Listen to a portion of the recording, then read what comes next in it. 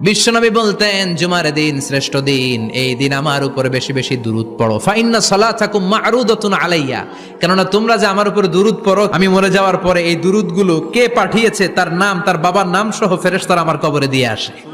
সাহাবারা বললেন, ইয়া রাসূলুল্লাহ কাইফা সালাতুনা মা'রুদাতুন আলাইক, আপনি মরে যাওয়ার পরে আমাদের দুরূদ কেমন করে আপনি দেখবেন? ওয়াকাদ আরিমতা, আপনি তো পচে গলে মাটির সাথে মিশে যাবেন। বিশ্বনবী বলেন, ইন্নাল্লাহা হাররামা আলাল আরদি আন তাকুলা আজসাদাল আম্বিয়া, নবীদের লাশকে খেয়ে ফেলা, নবীদের লাশকে পচিয়ে ফেলা জমিনের সব মাটির জন্য আল্লাহ হারাম করে দিয়েছে। নবীদের লাশ পচে না, নবীদের লাশ গলে না।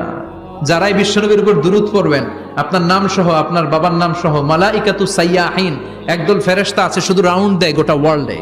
কারা বিশ্বনবীর উপর দুরূদ পড়েছে, এই দুরূদ নিয়ে, এই নাম নিয়ে বিশ্বনবীর কবরে তারা পৌঁছে দেয়। চিল্লায় পড়েন আল্লাহু আকবার।